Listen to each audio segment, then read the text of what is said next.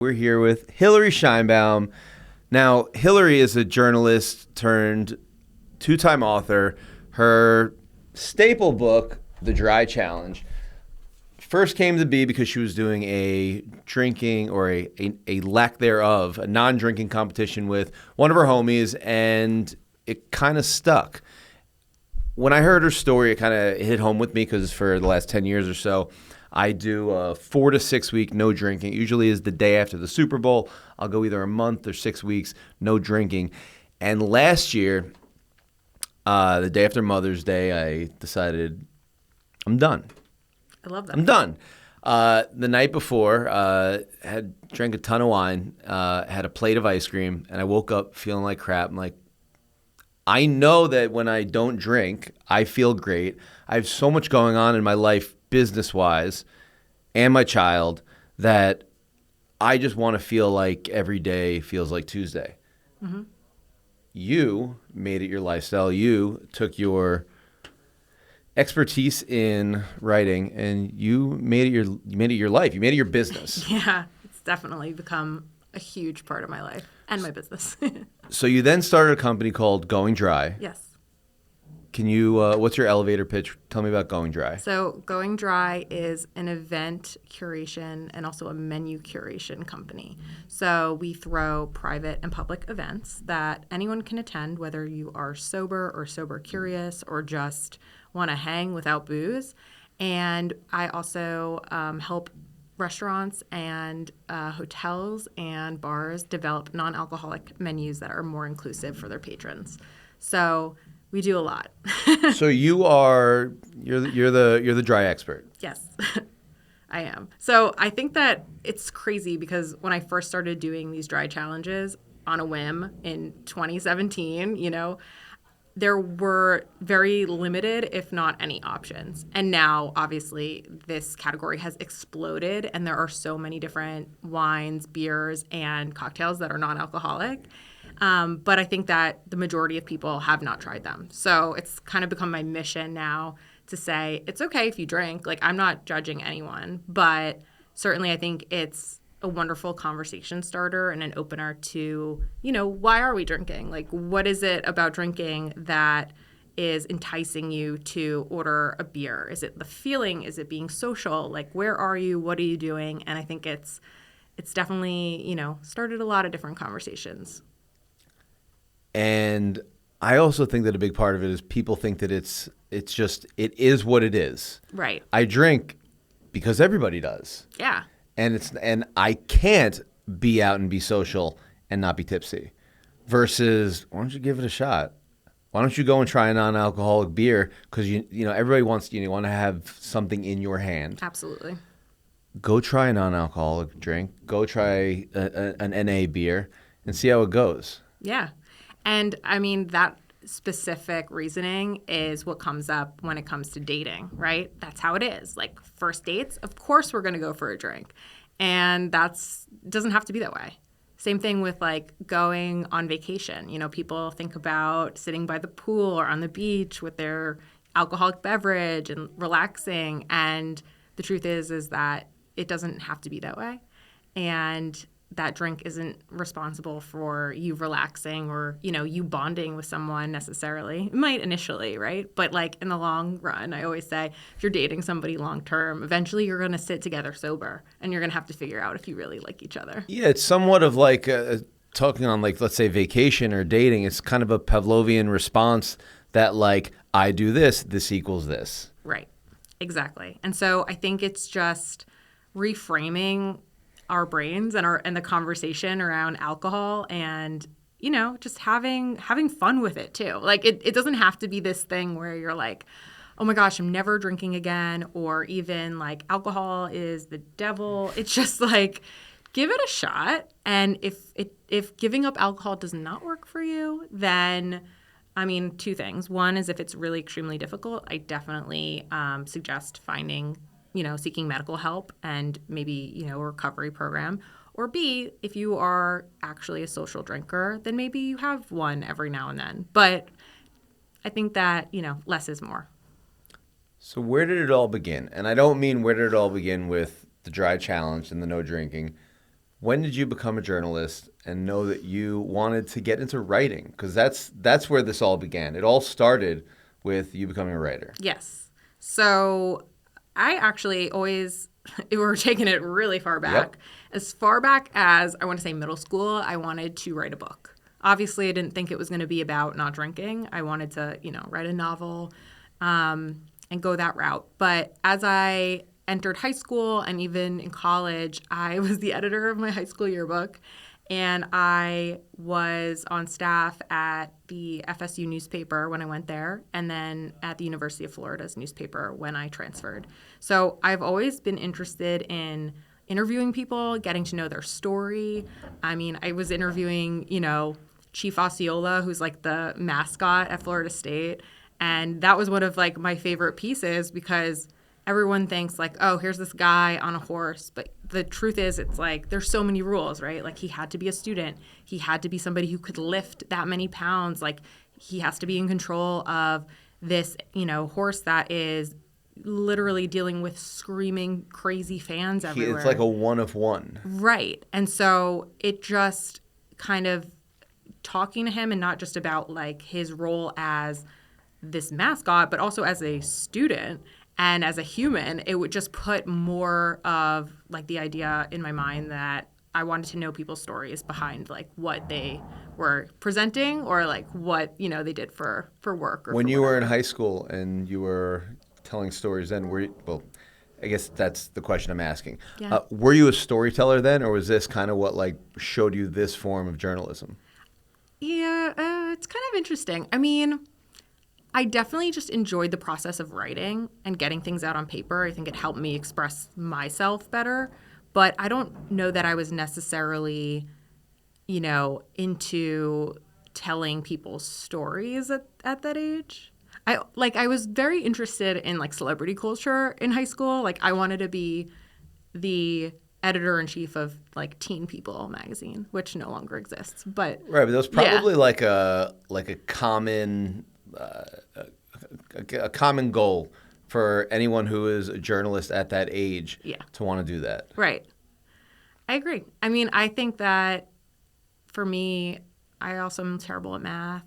It's gotten a little bit better. But I feel like for me, I was like, this is my path, I was just very, I think, strong-willed and always, enjoyed writing and like talking to people. What was your support system like in college as a journalist who is now becoming a storyteller and probably wanting to make this a career? Yeah. Did your family look at it as a successful career, or more so something that you could make a lot of money doing if that was a principle that was important? I don't think that they understood. I think that up until I graduated college, my parents really wanted me to go to law school. And they both come from like professional backgrounds. All of my siblings have gone to, college and then higher education. And I think that they really pushed that. So to say that they were like a little disappointed, like is probably minimizing the situation. Right. So were you looked at like not looked at as Hilary the creator, but Hilary the black sheep? Yeah, definitely. Even like in my early, which we'll like definitely get to, but I was interviewing like major celebrities and like really cool people that like not everyone was having. At the beginning of your career post-college. Yeah. And I think that at first my parents were like, oh, this is like fun. I guess she'll do this for a little while and then like get a quote unquote like real job. But I don't think they like fully grasped like the opportunities that were happening. I mean, now I think they're like, okay, like you've made it for, this happened for over 10 years. Like, I guess you know what you're doing. Did they just, in their head, was it just kind of like, not as many people have this profession who are uber successful. So the odds in you being one of these uber successful people in this field is so slim that yes, you're getting the experience, you're doing the reps.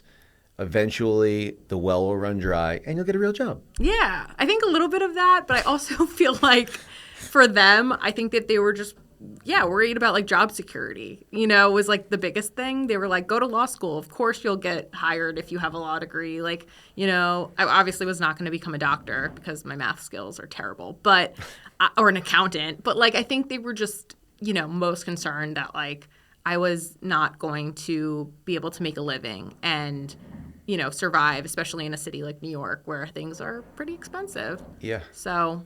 And only getting more expensive year by year. Gosh. Every day. So did you have your job lined up when you were finishing up at UF, or did you graduate and were trying to figure out your way? Oh, no. I did not have a job lined up. Actually, funny enough, I had applied. I don't think I've told you this story. I had applied to this posting online. There's a site at the time called Ed 2010, and it's for like editorial assistants and like your first job in writing, right? So they would have like positions that were, at the very like first step of your career. And I used to check that all the time because they posted internships and all that stuff. And I really wanted to be a writer. And one day I see this listing and they are looking for a freelancer out of South Florida, which at that time I was living in Gainesville, going to UF, so that's northern Florida. They were looking for a freelancer in Miami, and it was Us Weekly who posted it. And I was like, wait. I was like, Us Weekly? I was like, it's not People magazine, but Us Weekly is a good one. It's a national publication. Of course. And it's all about celebrities. So I applied and, was super excited about the listing, but never in a million years thought that I would get it. And I did. And so my first... Well, what was the application process? I don't even remember. I think it was just like send your resume, send like a paragraph of like why you're good for this. And I had interned at People magazine the summer prior. And so I applied and I was like, I was a People intern in the PR department. Like I have, whatever skills they were looking for. And they called. And so my first gig out of college was interviewing the cast of The Jersey Shore in Miami. And so... Way to be thrown in the fire. I truly was. I remember, and I wrote about this too, I remember calling my dad from the car on the way to interview the cast, and he had said, like, don't get punched in the face like Smoochie. And I was like, it's Snooki, Dad. Like, I mean, I guess, given that he just did not pay attention to pop culture, I was shocked that he knew that much. But, I did not have a job lined up. So that was my first, like, little mini gig before moving to New York. Do you think that was part of what made it feel more real? Like part of what it made it feel more possible to make it a real job? Like more tangible? Yeah. I don't know. It wasn't like on campus, like go interview, you went to UF, go interview Billy Donovan. I don't even know if he was the coach then. No, Urban Meyer. There we go. Go interview Urban Meyer. No, this is go interview down in Miami. Right. The cast of a show that's on season 8. It was on season 2. It was like the hottest thing at the time.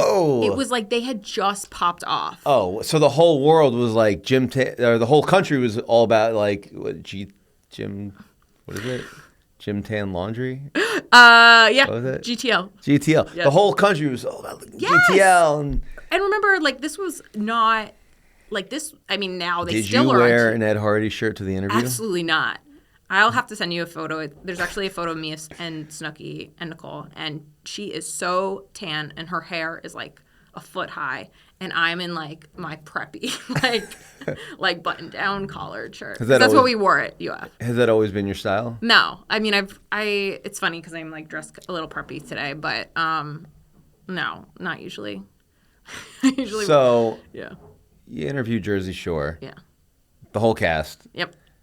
You go back to school, and now you have this under your belt. And now you're probably using that as constant ammunition, I'm assuming, while looking for a job post-college. So I had already graduated. I had graduated, I remember, like April 30th. And I think this interview took place sometime in May. And so I was planning on moving to New York. And at the time, there were like no editorial jobs. I was applying left and right to jobs and magazines, and there was like nothing. It was like the worst. So I started applying to PR jobs because that was my major anyway. And I had a few interviews lined up. And so I came to New York. I stayed with my grandparents on Long Island. And I told my parents that if I didn't get this one job that I had an interview for, that I would come home and that I would like live in Florida. Okay, where are you from originally? Where in Florida? Coral Springs. Got it. So like kind of near Boca. Like, Yep, I know Coral Springs. Yeah. Did you go to, well, no, it's Parkland. I was going to say, did you go to? Soma Douglas for 2 years. Got it. And then I went to Coral Glades. So, yeah. So I did not want to move home. I didn't there were definitely interesting jobs in Florida, but at the time there was nothing in this space. No. That would have. New York is the hub. That's where you want to be. If anything, maybe LA, but like New York is where you need to be. Yeah. So I did not get that job, but I did not move home. And I ended up getting like a more corporate PR job. So I worked in PR for between like the corporate PR job and a more lifestyle PR job that I went to after. I worked in PR for about a year and a half. And then hated it, liked it. Didn't like it. Didn't like it. Didn't like it. Wasn't for me. What was your support system like at that point? I mean, obviously, they're supporting whatever you're doing, but what kind of advice are you getting? Is it, Hilary, are you done yet? Yeah. Are you ready? Yeah, a lot of that. And then especially when I quit my PR job without anything lined up. And my parents were like, it's time.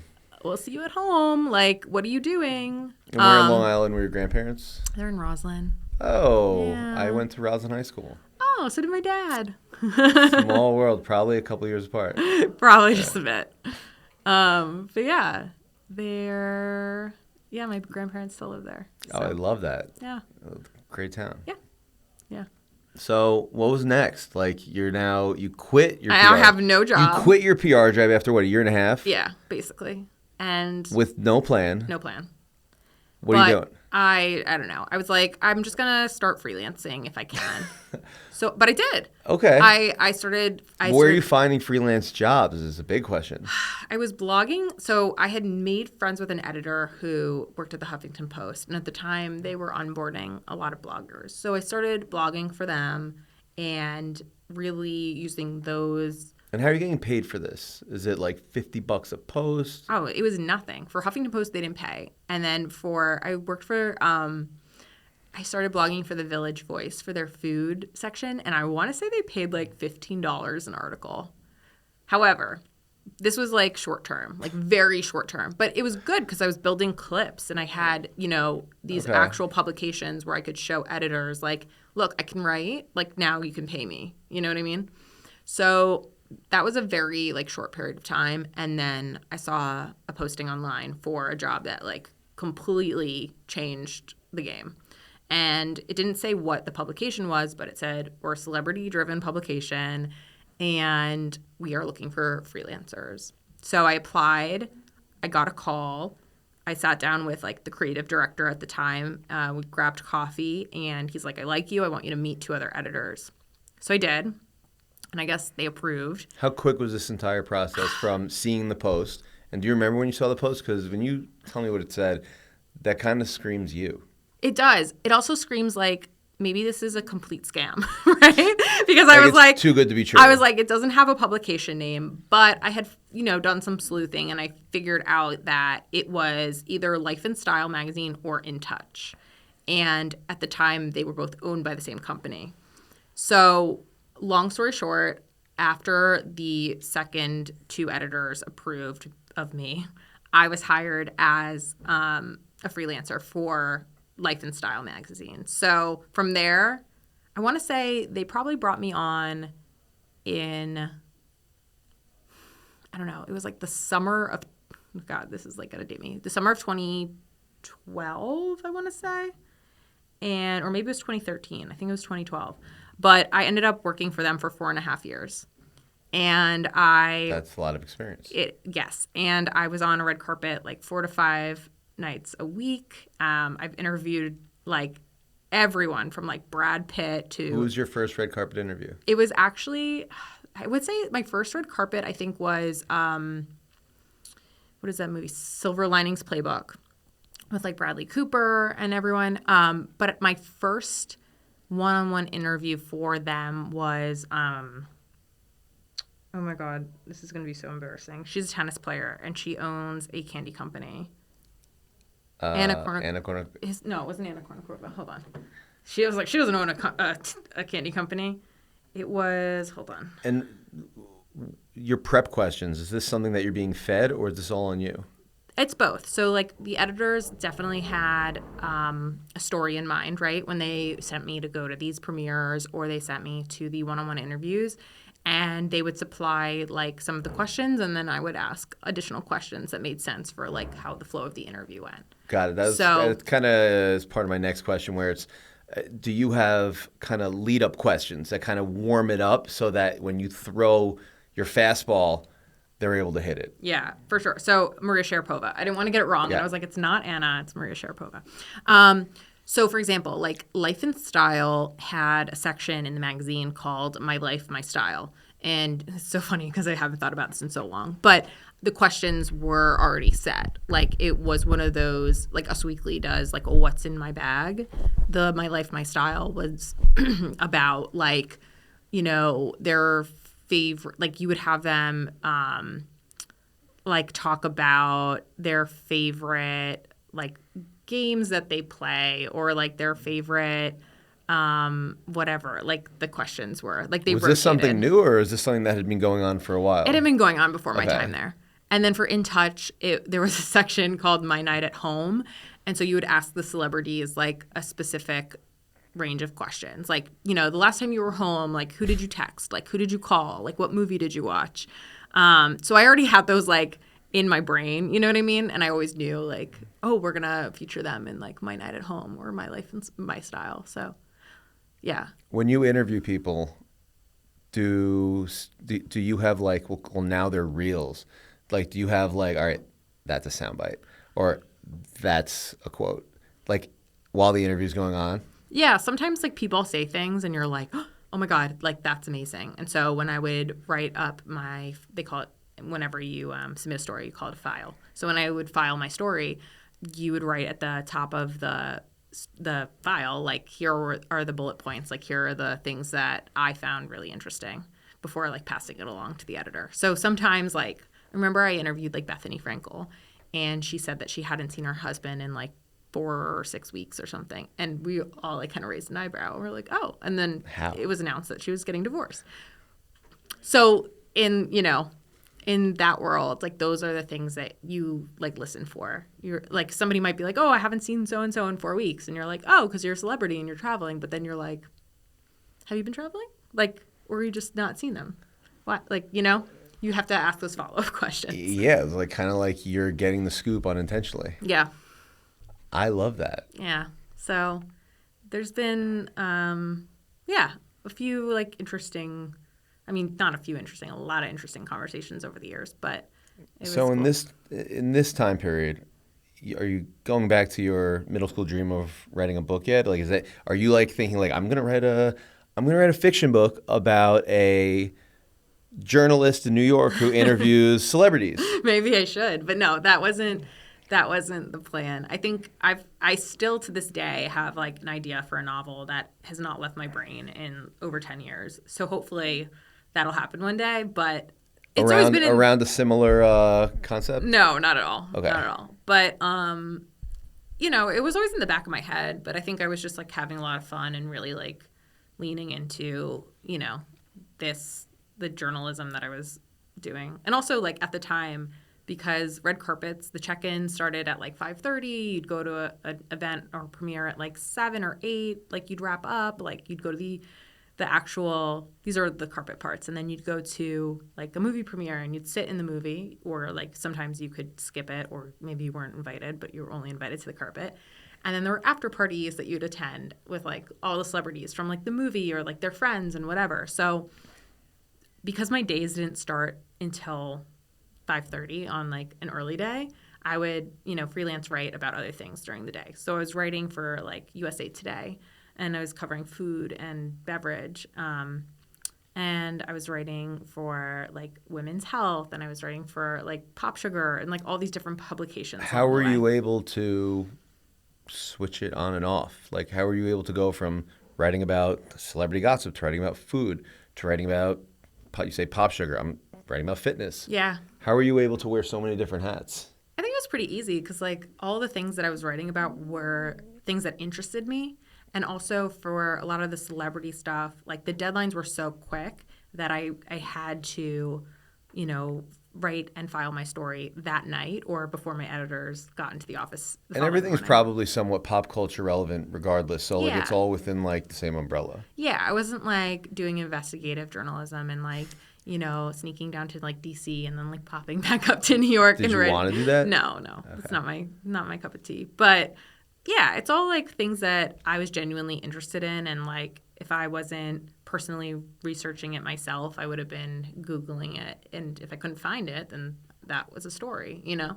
So at what point did you move from Long Island to Manhattan? So I was on Long Island during just like the PR era. So, and even before that. So, kind of like, yeah. like your parents were like, all right, if this doesn't work, you're coming down. And then once you finally were like, all right, now I got a real job and it's going to flow. That's when New York became more of your identity. Yeah. So I lived on Long Island only for like 3 months. And so let's see, I think I moved there. Yeah. So I think I moved there after July 4th. And then I had already started living in an apartment by like October 1st. So it wasn't that long. And this was when I was like 22. Got it. Before I got my job, my first PR job. So. And now you've just been growing and growing. Yeah. And so I got to know, at what point did you become an author? Okay. So yeah, as you know, I've been on these red carpets and I'm going to these like, after parties. Right. So I'm like, where does in my head, like I'm hearing you, I'm like, where's the connection? Yeah. So I am going to these, you know, these amazing events and going to these after parties where like top Did you shelf. feel accomplished? I did. I think like I was a little burnt out, to be honest, because even on weekends, like I was still on call. So if celebrity gossip dropped on, you know, Sunday night, sometimes like I would have to react to it. You know what I mean? And so I was a little bit tired. And I probably just needed a nap, but it was fine. So I was doing this for, you know, 4.5 years at Life and Style and In Touch. And then it was actually around the same time. So I was writing about food and beverage very heavily. So I was going to these parties, staying out late, having a drink if I wanted to, not always.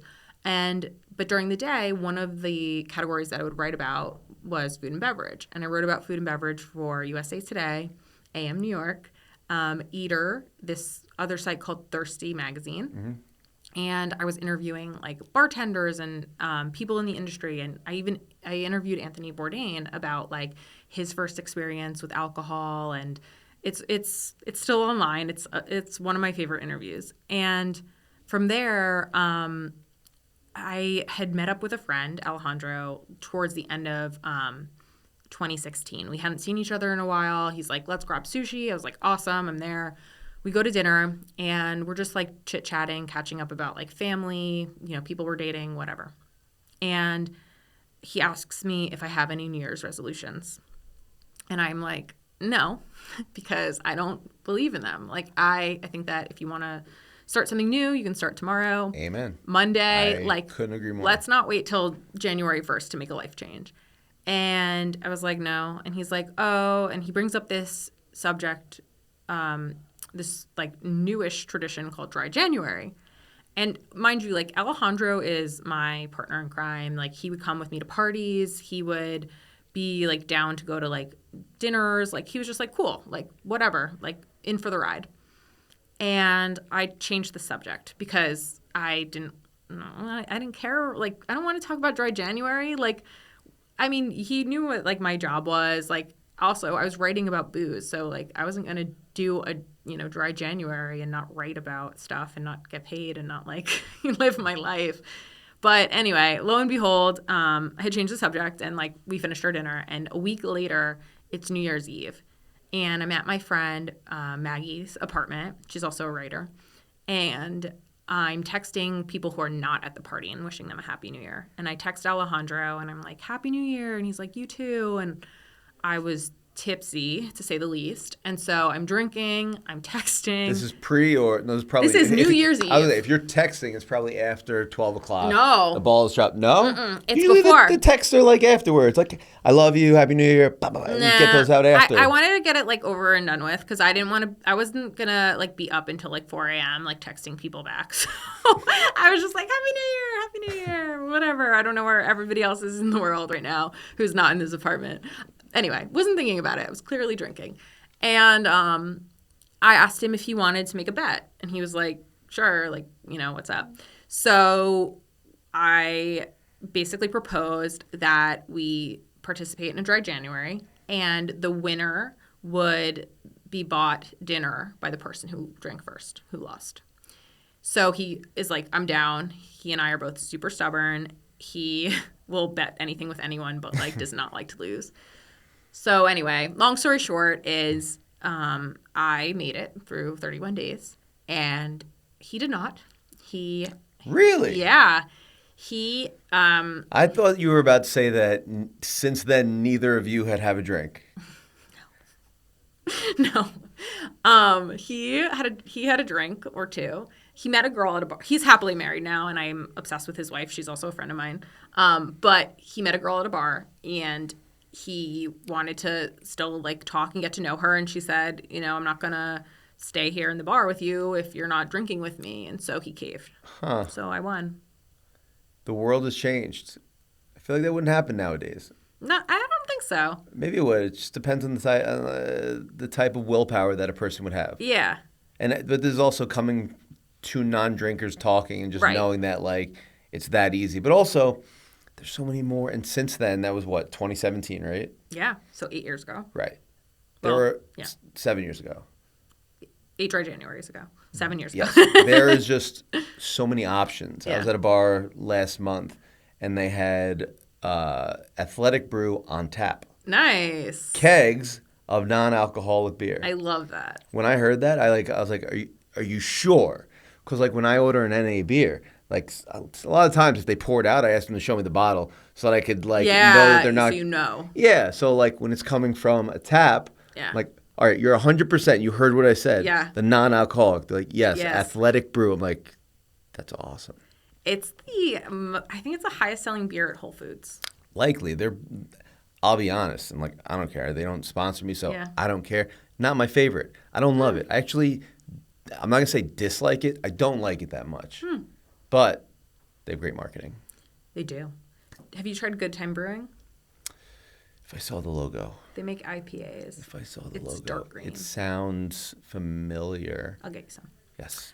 Because they're good.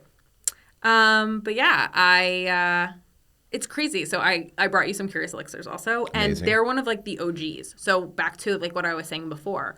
Even when I started writing my book, which wasn't till later, and we'll get into that. It was like Curious Elixirs, and then Seedlip, which is an OG, and Kin Euphorics, which is still around. You can open these up too if you want. I'm gonna put them in the fridge. Awesome. So yeah, Curious Elixirs has been around, and they're actually based out of Brooklyn, and they were one of like the first brands that came up with non-alcoholic cocktails. So it was just, I don't know, it was just such a different time, and I think. Yeah. Well, what's your take on the non-alcoholic cocktails? And obviously you have a full take on it, but a lot of them can be very sugary. Yeah. Because it's like they just make the margarita or the mojito. Yeah. Sans liquor. So like I remember when I was on my honeymoon and my wife was pregnant on our honeymoon. So I'm drinking every day without her. Mm-hmm. This is what, 2.5 years at this point. And one night at dinner, I'm drinking, she's not. And I'm just like, what the fuck am I doing?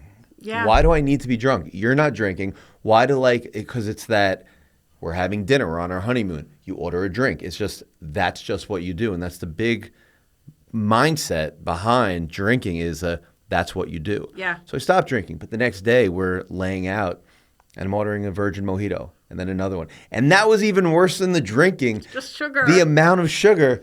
Oh my God. The pictures of me from the next 2 days, I'm blown up because I'm drinking these virgin mojitos. Yeah.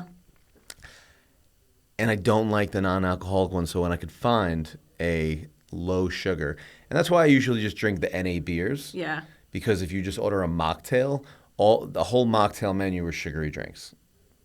Mostly. Yes, I agree with you. Mostly. There is a lot of sugar in mixed drinks in general, just Yes. because it's like fruit juice has high sugar. If you're using simple syrup, it has high sugar. I think that a lot of the misconception, though, revolving around a lot of the non-alcoholic options is that they are high calorie and high sugar. And I'm not saying that's necessarily wrong in all cases. However, there are, let's say, like you have a glass of wine, and maybe you're not a wine drinker. I like steer towards wine when I'm drinking, and actually, like non-alcoholic wine is the hardest to like match. And so, anyway, we'll get into this too. I feel like I'm going on a million tangents, but a lot of the times now when I have like a sip of alcohol, it's to compare the non-alcoholic version to the traditional kind. Because when people ask me like, what's good, what tastes like this, I want to like have an educated conversation about like what's in a product, but also the taste and like, you know what I mean? Because especially because you're a tastemaker. You literally are the expert. So, but here's the thing. If you drink a glass of white wine, it's going to be about 120 calories for a pour. There are some non-alcoholic wines that are 5 calories for the same amount of liquid. And again, like they're hard to match. I think that like bubbly white wines are definitely easier. So if you're like a Prosecco drinker, a champagne drinker, etc., there are really, really great options. And of course, like the other ones are getting better too. The rosés are getting better, the reds are getting better. But when you're comparing like calories to calories, as soon as you remove like a spirit from a drink, even if your margarita, the average margarita is 400 calories, if you are removing, you know, that ounce and a half of tequila, you're taking out at least 100 calories. At least. So, I mean, 300 calories for a drink, depending on what your goals are, that might not suit you, but it makes a difference, especially if you're not just having one margarita, right? So, hugely. Margaritas are like calorie bombs in general, but I think that in terms of, you know, other beverages, certainly like if weight loss is your goal, you're cutting down significantly on just those empty calories from spirits. Amen. Yeah. When did you decide to write a book? Oh my God. When did you take this? Because like we really just touched upon you winning your dry challenge My bet. And getting free dinner. Wait, so when was the last time you've had a drink?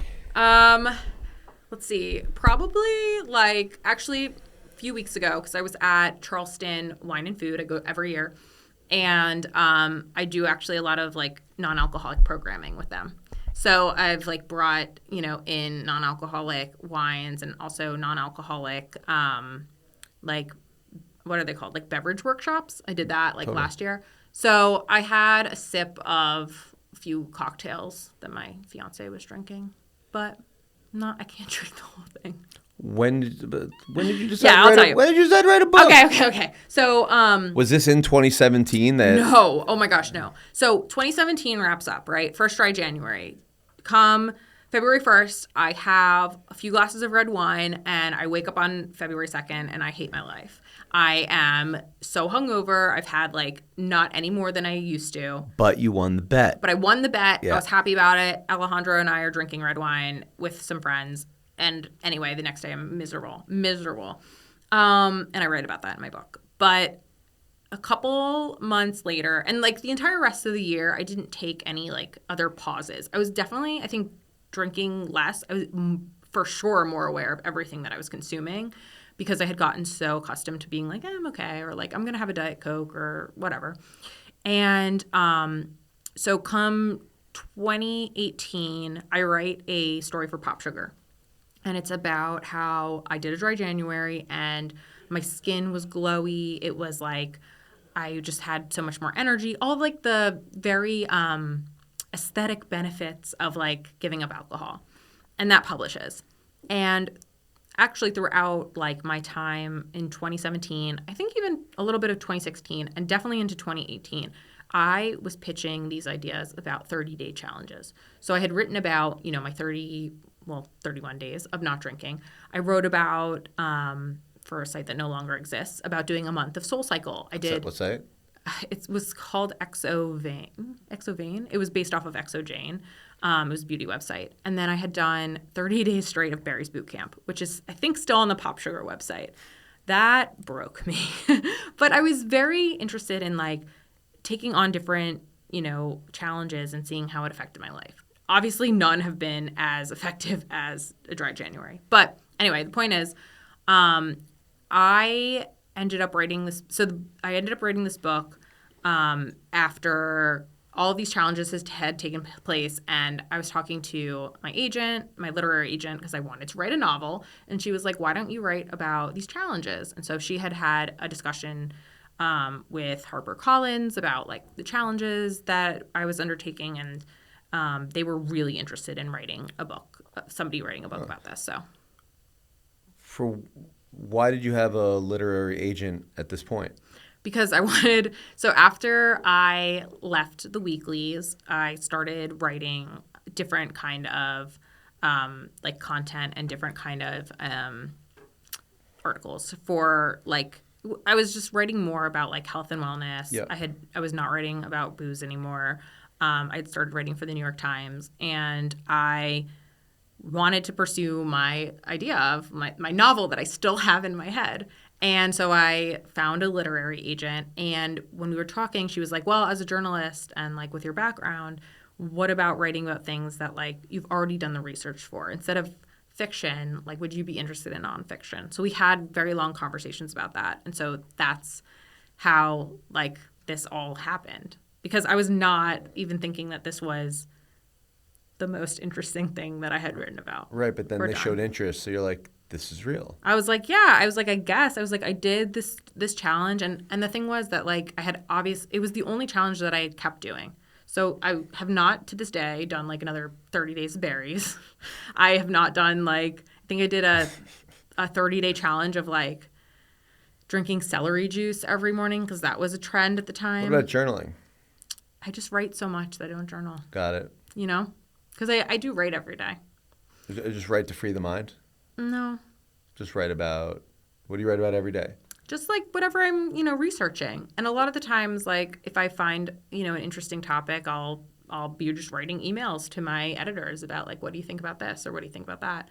So while you're going through the steps with your literary agent, what's your sounding board like? When I say your sounding board, what are your parents, what's their opinion while all this is going on? Because you're now pursuing this career as a journalist. Is it now real to them? The fact that their daughter has a literary agent. Yeah. I think, yes. I think, well, around the time that my first article was published by the New York Times, I think they were like, oh, it's not a phase. Like, here we are. So I think and that was when it hit New York Times, not Pop Sugar, not Us Weekly.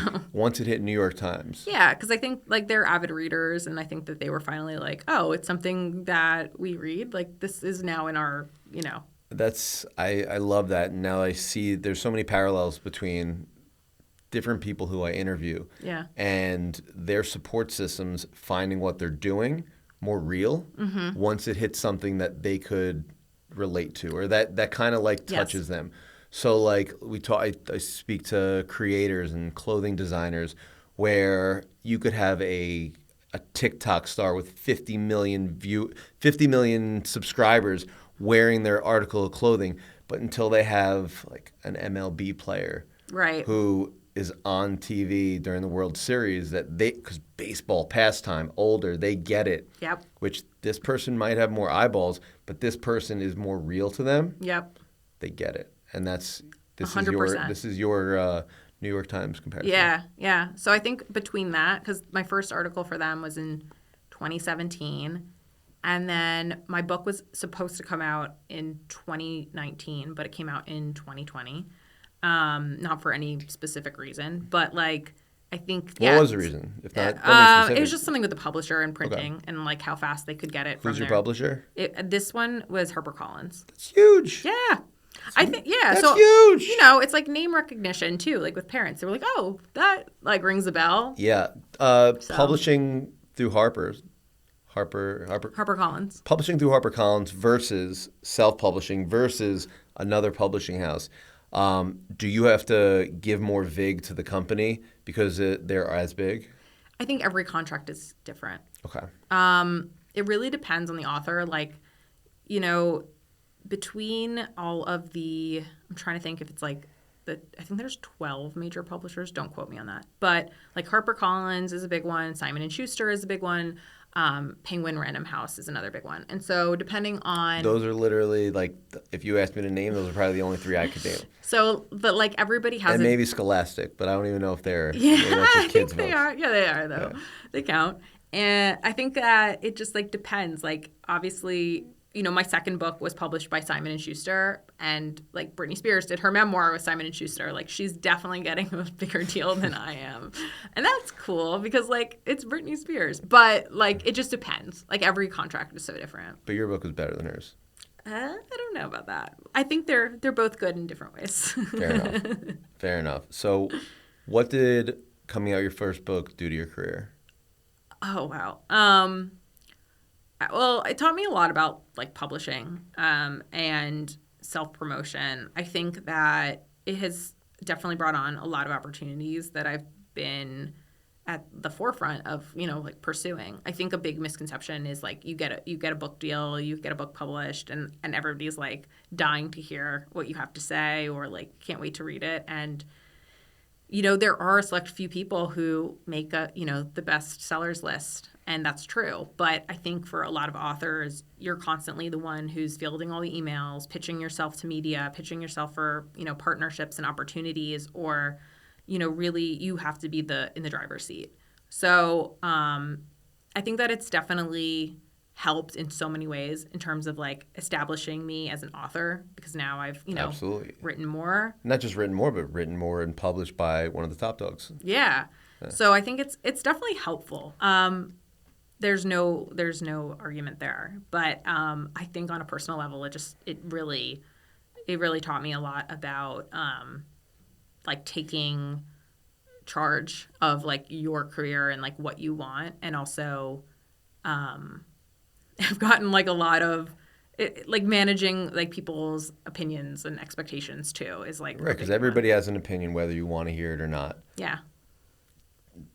To piggyback on that, was there any negative opinion that you got as someone who might still be a drinker, but you're talking about not drinking? Oh, yeah. I wrote a story, and I have learned, you know, from many years that you don't read the comments. But I don't know why. Unless you got really thick skin. Yeah, it's not good for your mental health.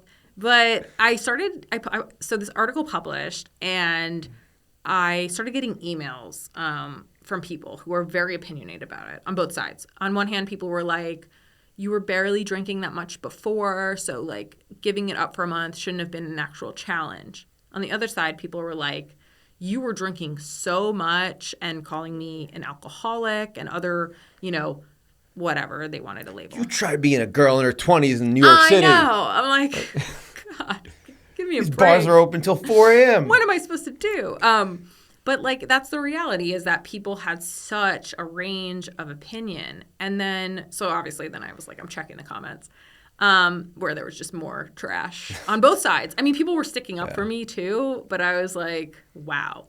I will say, though, because of that article, I did get an email from a woman who told me that she read my article and she was drunk, and she ended up like reading it in bed, and she was crying because she realized that she was having the dependency issue, and she decided that she needed to stop drinking for, you know, the sake of her marriage and her 2 kids. If there's anything that came out of your article, it's that. 100%. And so I always say, like, I follow up with her now, like, every year since. So I love that. This happened. The article came out in May 2020, and my book published in December 2020. So when my book published, she actually wrote me and said, you know, congratulations. I ordered your book. I just got it in the mail today, and I wanted to say thank you. I've been sober for 6 months.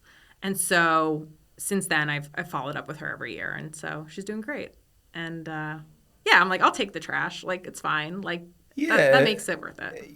You gotta expect it. Yeah. You gotta expect it. Everyone's gonna have their opinion, and it's mostly people who aren't doing anything. It's people who aren't trying to better other people. Your point of the article was to tell your story. Yes. and also to touch other people. Yeah. And the dry challenge, while it's a business move and this is your job, the ultimate goal of it is to help people. Of course. Of course. And I think that, the bottom line is that everybody has such a different relationship with alcohol. And some people see it as the, thing that starts a party. It's part of good times. It's part of happy times. It's part of celebrations. And it's part of, gathering and socializing. And it can be all those things. And it is. And it is. And it is. And like for me, and I could obviously only speak of my experiences, when I stopped drinking, I really started looking at my relationship with alcohol for the last 15, 20 years. And I think about some of the terrible things that were done in my 20s, but then there was some of the great things that were done. Mm-hmm. But does the good outweigh the bad? End of the day, that shaped who I am, who we are today. Yeah. And we could move forward and have the education to move forward with or without it. And it's amazing that people like you are writing books like this and your second book, and that NA is becoming so much more prevalent. And it makes me so happy because most places I go to have a non-alcoholic beer for me to drink. Like, I love beer. Like, I love beer. So I love being able to participate, like going football Sundays, having wings with the boys, and we get a pitcher of beers. We get a pitcher of the Heineken Zeros because I love to have a beer and eat wings while watching football, but I don't drink. Right. Yeah. I think it's like it's so important just like have options, and especially on menus. So like there's a bar on the Lower East Side, and I worked with them and helped them curate a few non-alcoholic cocktails. So it's called Unlisted. It's at a hotel. And it's a beautiful space. But now they have non-alcoholic cocktails on there that have Fluere, which is a non-alcoholic spirit, and free spirits. What's it called? The bar? No, both the bar and the bar spirit. is called Unlisted. It's on, where Freeman Alley is? Yeah. Yeah, so you go like past all the cool graffiti. Oh, and then it's at Freeman the hotel. Alley. Yeah. And so Unlisted is the bar, and then the spirits are called Fluere and free spirits. Yeah. Very dope. And they're delicious. Very dope. So to piggyback on that, yes. Tell me about Going Dry. Because this is part of Going Dry. Exactly. So Going Dry, obviously, we help all of these different venues curate menus so that everyone can have a good time, whether you're drinking or you're not drinking. You just want to have something else, or maybe you're not drinking that evening, whatever it is. When you say we, you got a team? No, it's me. Well, I have a team of one, and then I have a lot of people who are, helping with this process. And a big part of being an entrepreneur and wearing so many hats is responding to emails with a we instead of an I. Yes. Our I team. can absolutely relate. Yes. And it just becomes second nature. Like the first couple times you sent the emails, you wrote I, went back, deleted the I, turned it into a we. Yeah. But now it's just second nature and you talk about the we's. Do you have another one or two emails with signatures from with other names? No. Should I do that? Yeah. So one of my companies, Endoban, Okay. Sales at Endoban always came from Taylor. Yeah. And like I would direct people to just hit up sales Hilarious. or info at, and Taylor handled that. Wonderful. Like that. But that was me. But I say this also because it is a team effort. Like I can't just walk into a bar and be like, you need to do this. Like beverage directors would not take that in a good way. And certainly you have to understand what these small businesses are, going through and what they do on a regular basis, which is helpful with my... Well, a big part of that is like you didn't just become this person. A big part of that is your journalistic background and working under all these different publications and knowing that you need to work with them and, in a sense, their bar, their publication, and being able to service their people. Yeah. And my biggest, and so that's the things that I will literally lug these like very heavy bottles of non-alcoholic spirits and beers and canned cocktails and, showcase them and give them the opportunity to see if it fits in their bar. Because obviously at the end of the day, like they're a business as well. And my argument is always like, listen, you can keep serving people who don't drink, and they're going to, refill their water glass, or maybe they'll drink a Diet Coke, or you can serve them a $14 cocktail, which is obviously better for your margins. But yeah, it's so much fun. Like it's great to be creative and also like expose people in the beverage industry to these options as well. Because sometimes like, they've heard of them or they might have tried one or two, but giving them kind of like more to choose from, I think is always helpful. I know it's part of your business, but I want to know your honest opinion. How do you feel about a non-alcoholic cocktail being $14? I mean, because when I see like yeah. the cocktail menu and I see like cocktails are like $16 and I see the non-alcoholic cocktails are still like $14 to $16, I'm like, what the fuck? Well, here's the thing is that there's a few parts of this. One is I understand why they're expensive, right? Because they still have to be a well-balanced drink. Mm-hmm. They should be presented in the same fashion. Like, Totally. Do not give me a water cup. It needs to be in like a fancy martini glass or whatever.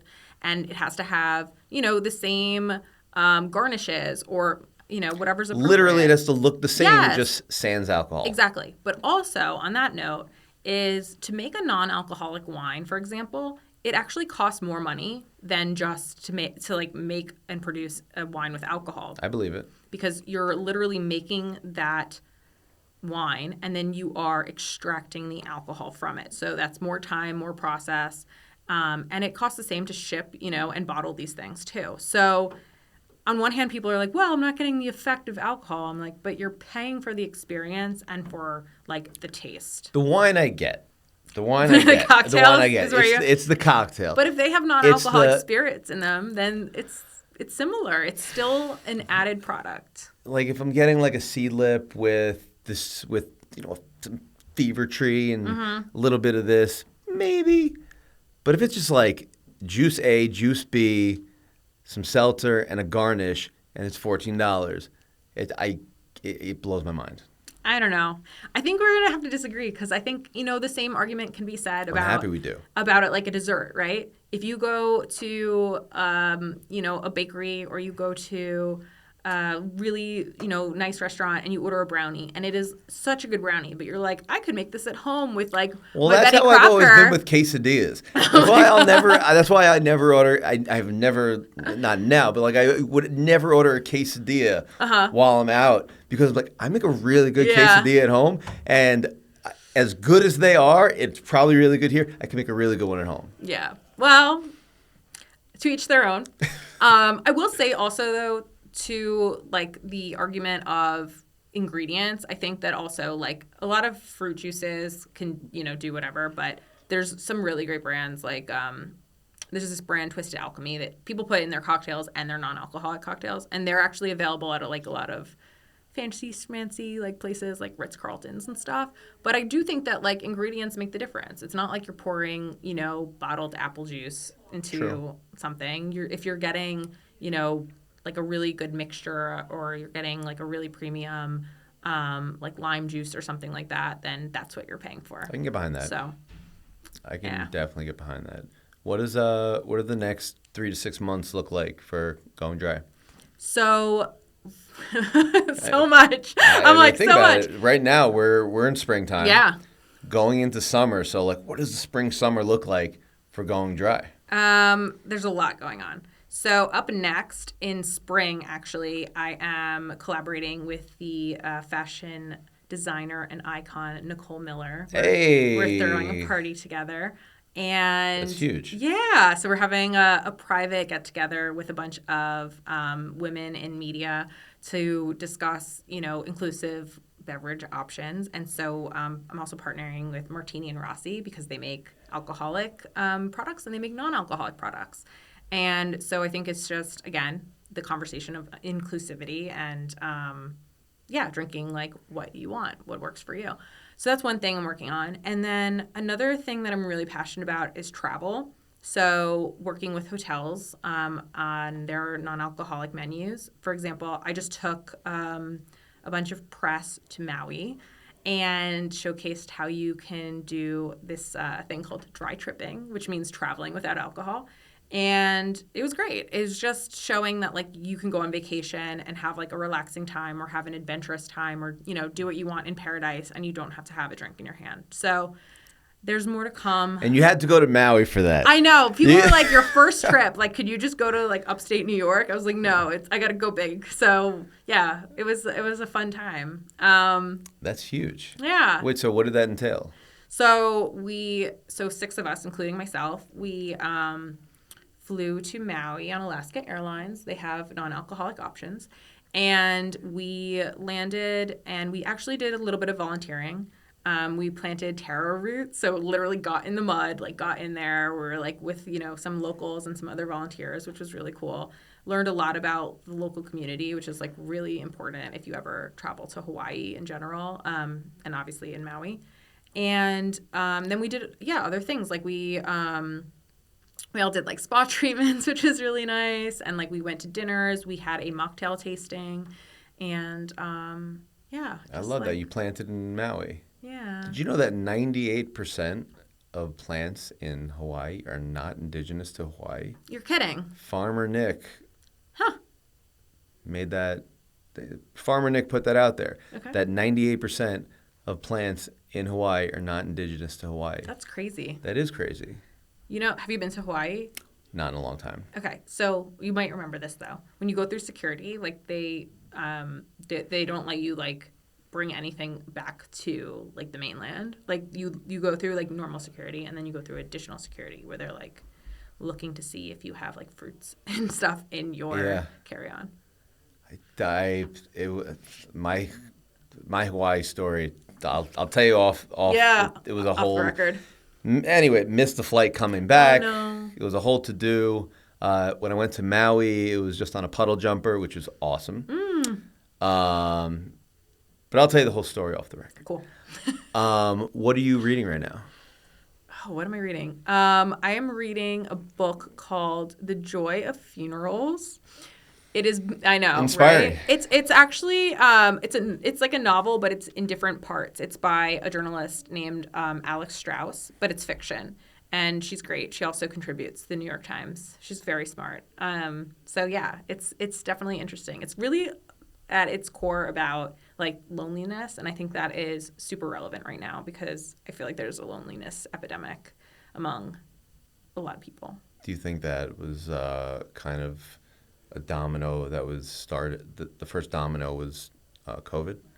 I think, recently. Her book, though, it actually came out 20 years ago, so she just re-released it, which is just like perfect timing, I think, because love stuff like that. She was definitely before her time in terms of love stuff calling like that. So, yeah. That's and what is one book that you would recommend to anybody? Oh, there's 2. One is The Alchemist. I love it. Love it. Are you reading it right now? I read it, yeah. So good. And I read it after Rob suggested I read it, and then a guest an hour later suggested I read it. Isn't that crazy? Read it.